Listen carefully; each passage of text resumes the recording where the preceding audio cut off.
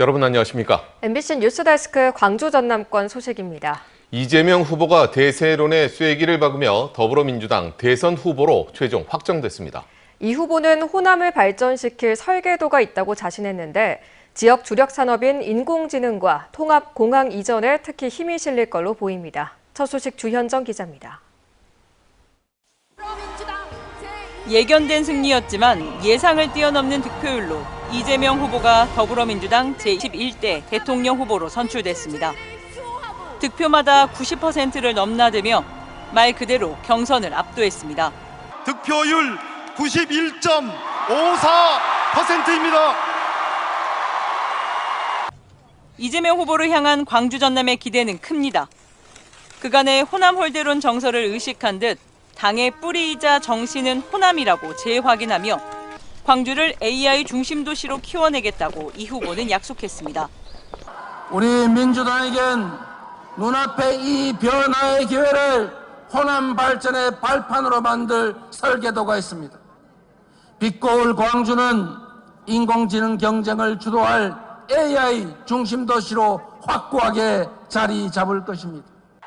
국가 AI 데이터 센터와 인재 양성 시스템까지 갖춘 광주에서 이 후보의 대표 공약인 모두의 AI 시대를 구현하겠다는 겁니다.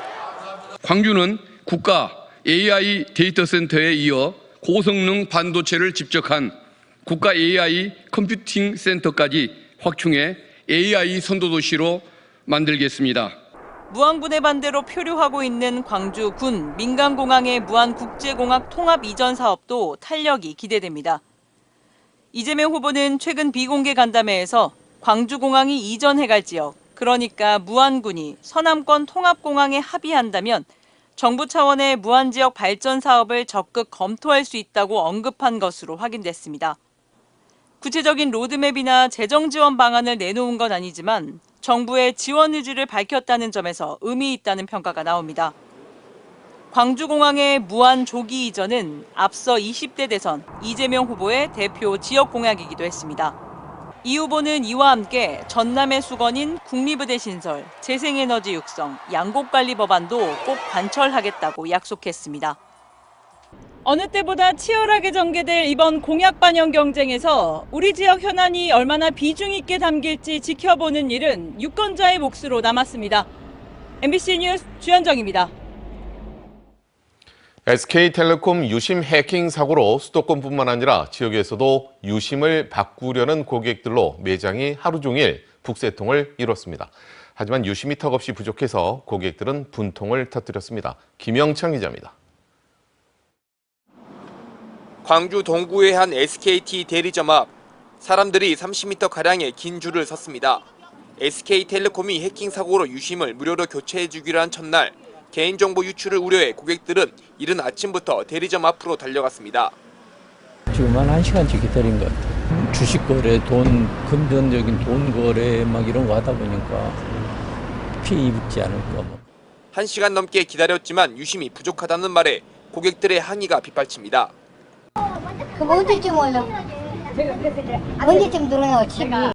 저희 본사쪽으로 해갖고 연락을 한번 드려볼게요. 다른 대리점도 상황은 마찬가지. 고객들은 SKT의 허술한 보안과 늑장 대응에 분통을 터뜨립니다. 언제 유심을 갈 수 있을지 현재로선 장담하기가 어렵습니다. 본인들이 실수해놓고 우리가 알아서 해결하라는 거는 무슨 배짱인가. 택배로 알아서 보내줄 수 있게 하든지 아니면 물량을 제대로 확보해놓고. 이번 해킹 이후로 이용자들 사이에선 유심 스와핑 범죄 우려가 제기됐습니다. 유심 정보를 도용 복제해 피해자의 은행과 가상화폐 계좌를 탈취해 자산을 훔치거나 휴대전화 인증 번호를 가로채서 본인 인증을 무력화시킬 수도 있습니다. 이 보안 인증기가 있으면 대포폰도 만들 수 있고 이걸로 대출 그리고 각종 통신보안 서비스 같은 게 많이 유출이 된다고 하더라고요. 현재 광주와 전남에선 유심 관련 해킹 피해 신고가 없지만 부산에서는 피해가 접수돼 경찰이 수사를 벌이고 있습니다. SKT는 일단 유심 무료 교체를 원하는 가입자들에게 대리점을 방문하기 전에 온라인으로 미리 예약할 것을 당부했습니다. 또 유심 보호 서비스에 가입하면 해킹 피해를 막을 수 있다고 강조하고 있습니다. MBC 뉴스 김영창입니다. 여수 산단의 불황이 깊어지면서 산단 업체 중심축인 노동자들의 생계도 흔들리고 있습니다. 노동계가 산단 위기 극복을 위해서 공동 행동에 나선 가운데 정부와 기업의 대응이 주목됩니다. 최황지 기자입니다. 플랜트 토목, 화학 섬유, 화물 분야 노동자들이 한자리에 모였습니다. 지역의 미래가 여수 산단에 있는데 정부와 기업만 믿고 있을 순 없다며 힘을 모으기로 한 겁니다. 이들은 일감이 줄어 당장 생계가 어려워지고 공장도 언제 구조조정을 할지 모른다며 고용 불안을 호소하고 있습니다. 구조조정 계획은 오직 기업의 오너만이 알 뿐 내일 당장이라도 직장을 잃을 수 있는 답답한 상황을 견뎌내고 있습니다. 4개 단체 조합원만 2만 8천여 명, 산별노조가 힘을 합쳐 공동대책위를 꾸린 것은 이례적인 일입니다. 이들은 여수 산단의 위기를 극복하기 위해 대국민 서명운동과 국회 토론회 등을 전개하겠다고 밝혔습니다.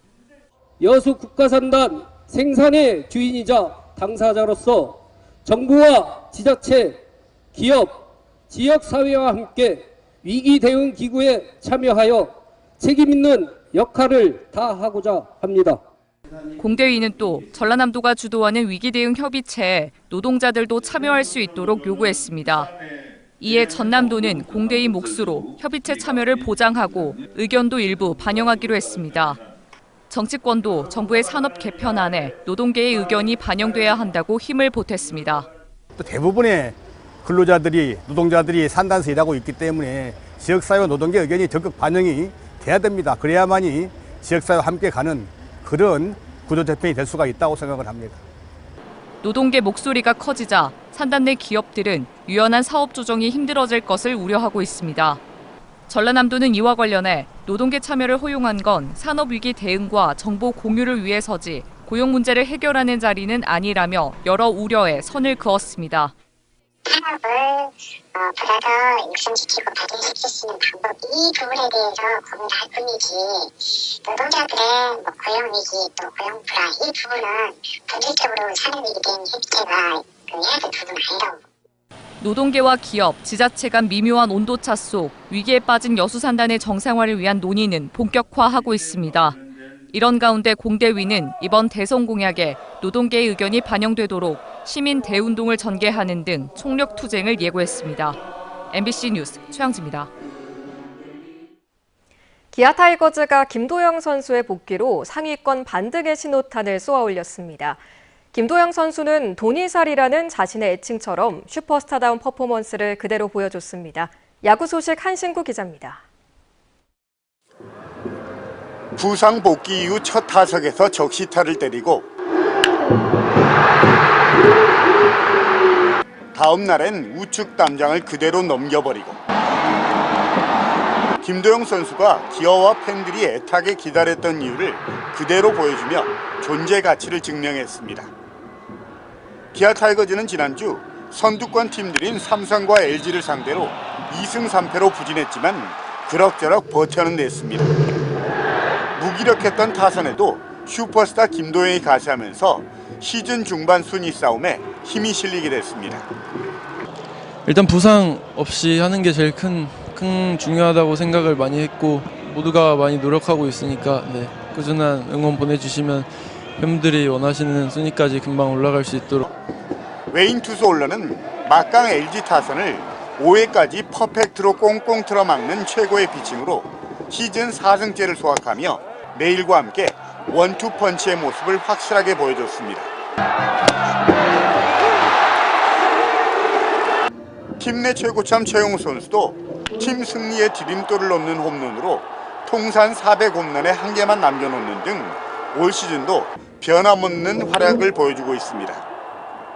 그렇지만 부진에 빠져있던 나성범이 종아리 부상으로 엔트리에서 빠져 완전체 타선이 또 미뤄졌고 국내 선발 투수들의 부진이 계속되는 등 투타의 엇박자는 여전히 기아가 풀어야 할 숙제로 남아 있습니다. 기아 타이거즈는 NC 파크 팬 사망 사고로 인해 일정이 바뀌면서 이번 주 NC와 한화 그리고 다음 주 초 키움까지 홈 9연전을 치르는데 시즌 중반 순위 싸움에 분수령이 될 전망입니다. MBC 뉴스 한신구입니다. 한평 나비축제가 올해 금값 상승으로 260억의 몸값을 기록해 화제가 된 황금박쥐를 앞세워 흥행 돌풍을 일으키고 있습니다. 자체 제작한 황금박쥐 캐릭터 황박이를 빵과 굿즈로 판매하면서 새로운 수익원을 만들고 있는 건데요. 서희령 기자가 축제 현장에 다녀왔습니다. 109만 제곱미터, 축구장 150여 개 면적 공원이 거대한 생태 체험장으로 변했습니다. 저마다 화려한 자태를 뽐내는 나비들은 호랑나비 등 모두 17종 20만 마리에 달합니다. 이곳 체험장에서는 꽃다발에 이렇게 꿀물을 뿌려 몰려드는 나비를 직접 눈앞에서 관찰할 수 있도록 했습니다. 나비를 가까이에서 보니까 좀 신나기도 하고 뭔가 살짝 그 친구들이랑 구경하니까 더 재밌었던 것 같아요. 어린이들에게 늘 환영받는 나비와 더불어 올해 축제 주인공은 또 있습니다. 260억 몸값의 주인공 황금박쥐입니다. 현장에서 무료로 나눠주는 황박이 캐릭터 모자는 아이들 사이 없어서 못 받는 인기 아이템.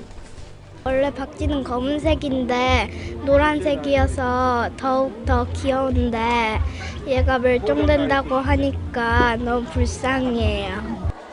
황금이 지닌 행운을 이어받으려 축제장을 찾는 어른까지 그 인기는 세대를 아우릅니다. 황금박쥐 만지는 거 그거 하면서 소원 빌면 된다고 그래서 지금 우리나라 시국이 어지럽고 또 교황님까지 돌아가시고 해서 정말 이 세상 평화를 위해서 기도했습니다. 지자체는 재빨리 황박이 빵은 물론 키링과 인형 등 황박이 굿즈를 연달아 내놓고 관련 퍼레이드 쇼 등을 기획하며 공격적인 마케팅에 나섰습니다.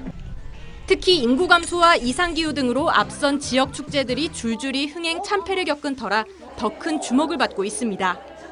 저희들도 이게 좀 반신반의했습니다. 저희들이 이 황금박쥐를 이용했을 때 사람들이 어떻게 접근할 것이냐. 그런데 관광객들이 너무 홍도가 좋아가지고 너무너무 놀라고 있습니다. 앞서 경북 김천의 김밥축제, 구미의 라면축제가 참신한 아이디어로 흥행에 성공하는 등 이제는 지자체 축제도 트렌드 싸움의 시대로 접어들고 있습니다. MBC 뉴스 서희령입니다. 제주항공 여객기 참사로 폐쇄된 무안공항을 대신해 광주공항의 국제선을 임시 취항해달라는 광주시의 요구에 국토교통부가 불가 입장을 고수하는 것으로 확인됐습니다. 국토부는 최근 광주시와의 면담 자리에서 부정기 편이라 하더라도 광주공항의 국제선 취항을 위한 설치 투자는 실익이 없다는 입장을 내놓은 것으로 알려졌습니다. 광주시는 2019년과 올해 울산공항에 임시 여객기 취항 허가가 내려진 선례가 있는 점 등을 들어 국토부를 계속 설득하겠다는 입장입니다. 80년 해직 언론인 협의회가 주관하고 국회의원 30명이 공동 주최한 5.18 정신 헌법 전문 수록 대국민 토론회가 오늘 국회에서 열렸습니다. 토론회 참가자들은 5.18은 헌법의 근간을 흔든 국가 폭력에 광주 시민들이 주권자로서 저항권을 행사했다는 점에서 헌법적 가치가 큰 역사적인 대사건이라며 헌법 전문에 수록하는 일은 더 이상 미룰 수 없는 국가적 과제라는 데 동의했습니다. 그러면서 5.18 정신을 헌법 전문에 수록하는 일은 단순히 기념하는 것이 아닌 대한민국이 어떤 가치를 지켜나갈 것인지를 미래 세대에 전하는 일이라고 강조했습니다. 주말 당직 근무를 서다 술을 마신 광주 동구청의 간부급 공무원에 대해 감봉 징계가 내려졌습니다. 광주 동구에 따르면 광주시 인사위원회는 최근 동구청 소속 5급 공무원에 대해 감봉 3개월 처분을 의결했습니다. 해당 공무원은 지난달 22일 음주 사실이 알려졌습니다. 언제 어디서나 내 손 안의 뉴스. 광주 MBC 뉴스 유튜브 구독으로 함께하세요.